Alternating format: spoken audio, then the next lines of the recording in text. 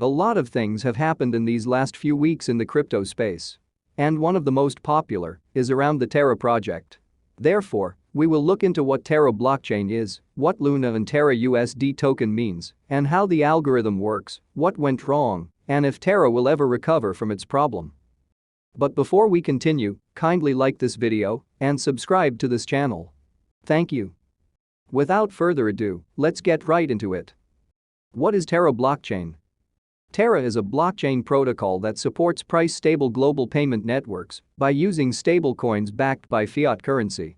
Luna and Terra USD, also known as UST, are two native tokens of the Terra network, a blockchain-based project developed by Terra Labs in South Korea. Furthermore, the Terra blockchain is built on Cosmos SDK, a framework that allows developers to create custom blockchains and build their own decentralized applications on top of Terra for various use cases. As of now, the Terra ecosystem contains more than 100 of these natively built projects. These include non-fungible token collections, decentralized finance platforms, and Web3 applications. Now that we understand what Terra blockchain is all about, let's look into Luna. According to Terra's white paper, the founders' goal was to fulfill what Bitcoin originally set out to be: a peer-to-peer electronic cash system. To achieve that, Terra deploys a system of stablecoins, cryptocurrencies whose value is pegged to different assets such as commodities or fiat currencies. Luna plays a vital role in maintaining the price of the Terra stablecoins and reduces market volatility so they remain stable. So, what is UST? Stablecoins are a specific type of cryptocurrency whose price is pegged, usually to a state-issued fiat currency such as the US dollar. What makes stablecoins in the Terra blockchain different is the method they use to keep the price stable. Instead of relying on a reserve of assets to maintain their peg, as USDC and USDT do, UST is an algorithmically stabilized coin. This involves using a smart contract-based algorithm to keep the price of Terra USD, also known as UST, anchored to $1 by burning Luna tokens in order to mint or create new UST tokens. Now that we have laid the foundation on the importance of these two tokens, let's look into how the stablecoin algorithm works. Imagine the whole Terra economy as two pools, one for Terra and one for Luna. To maintain the price of Terra, the Luna supply pool adds to or subtracts from Terra's supply. Users burn Luna to mint Terra and burn Terra to mint Luna, all incentivized by the protocol's algorithmic market module. To make it easier to digest, let's agree that the price of UST is currently $1.01. Users can then use the swap feature of the Terra station and trade $1 worth of Luna for 1 UST. The market would burn $1 of Luna and mint 1 UST. Users can then sell their 1 UST for $1.01, profiting 1 cent in the process. Now imagine the opposite. Let's say UST trades at 99 cents. Users are able to do the opposite, which means swap 1 UST for $1 of Luna.